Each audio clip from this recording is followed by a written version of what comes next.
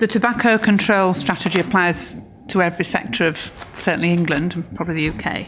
What makes your approach different to other parts of the country? What makes you the best? You actually say you're seen as one of the best, is what you say in your application. Seen by whom, and what makes you better than the rest? Do you want to say something on that, John? Yeah, if I come to the second bit first. Probably in terms of why the strategy is successful is that it's encompassing the whole range of tobacco control. It's not simply looking at smoking cessation or trading standards or environmental health. It's pulled everything together, and we are ambitious in the sense that we're really focusing on actually stopping people starting using tobacco in the first place. While the strategy, while we're here today, we're talking about smoking, it is actually a tobacco strategy because we have very high rates of oral tobacco used in the borough, and also shisha use is on the increase as well. So I think it's the comprehensiveness of the strategy and the commitment. In terms of why we think we are the best, that's because people tell us we're the best and we are succeeding. We're contacted almost daily for advice on how other areas can learn from us, particularly around the joint working between the health sector and and the local authority and our academic partners as well. So we are told we are good and that we are being effective.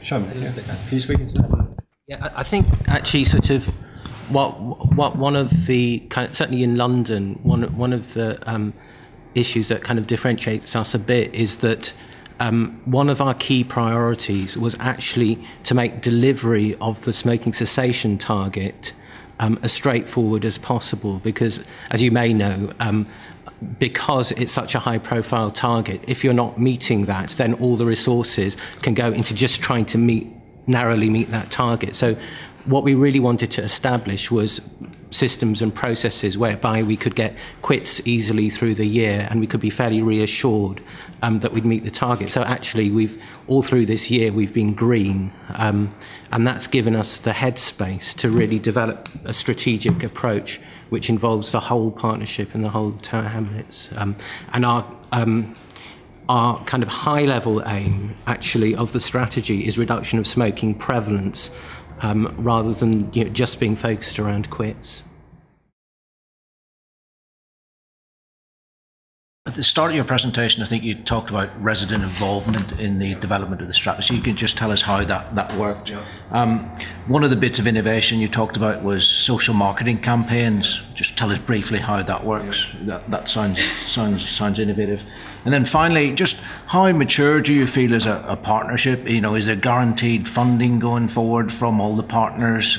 Do you feel confident moving forward? Yeah. Okay, fine. Well, the first two questions, I'm going to do my duty as chair and hand them over to Jill, and then I'll ask the third question. Okay, sorry, the residents' involvement.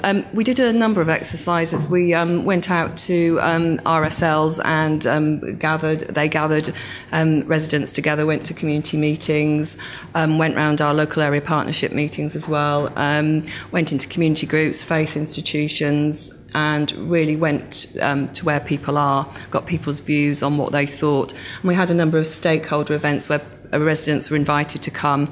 We had external facilitators and translators and health advocates for that as well, so that we could try and get to some of the more difficult to reach groups, such as some of the females or people with disabilities. So that's how we did that. In terms of social marketing, we've done a sort of huge range of social marketing exercises. We've done some around young people, why people start smoking. We've done a lot of work with our Bangladeshi male community, particularly middle-aged men who have very high rates of smoking and were seen to have the greatest health gain by stopping. And actually, we increased referrals into the system by 30% by doing that. We've done some work with Bangladeshi older women who don't generally respond well to sort of written communication, and essentially what we did was get groups of women together in sort of natural clusters, and they used a sort of an oral tradition to spread information about oral tobacco, why it was harmful, and that generated referrals into a cessation service as well.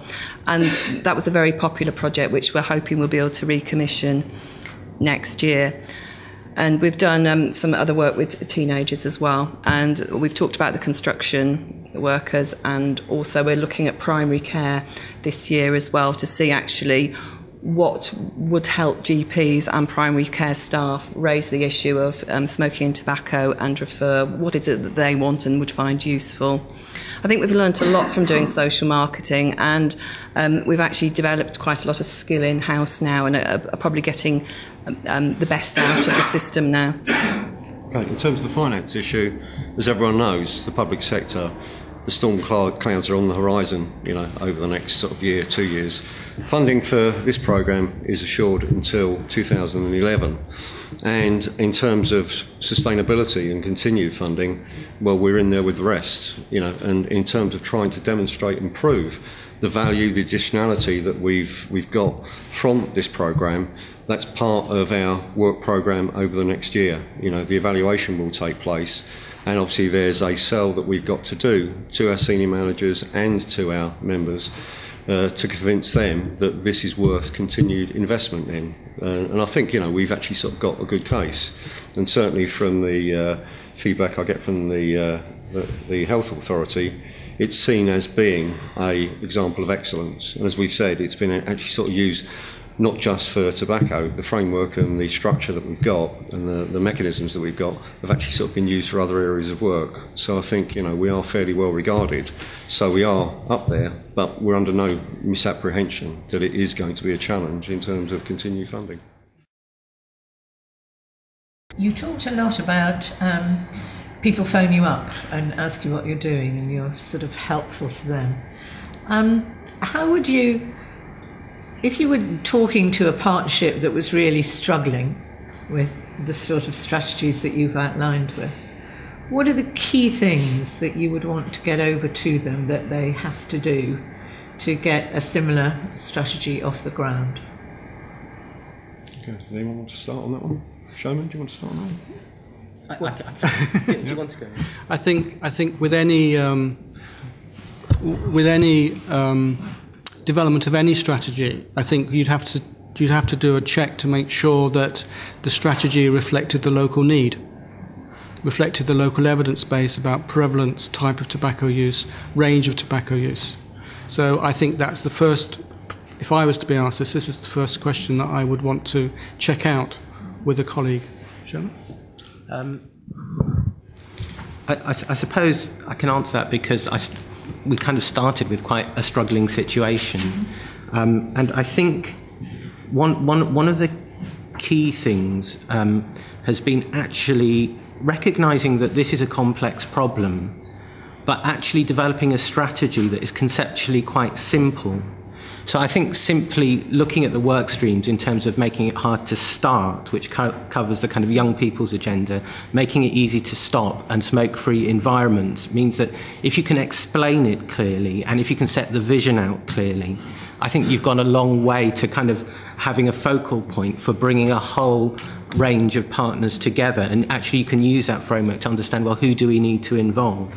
So I mean that's kind of crucial. The other crucial bit has been the high level support from the people who hold the money, really. So at the local authority level, at the PCT level, getting the scrutiny panel involved was really was a really helpful step forward in really cementing and embedding the strategy and getting the local authority and the PCT to really kind of take notice of this. But I think the other side of it is like the level of community involvement in developing the strategy, and also in terms of getting your commissioning right and understanding that actually for this particular issue there are you need a lot of different and creative approaches to get people involved and get people to access your services. And I think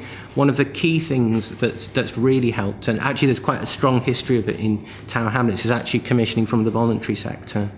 And I think that's been a really positive and perhaps one of the more unique aspects of our strategy.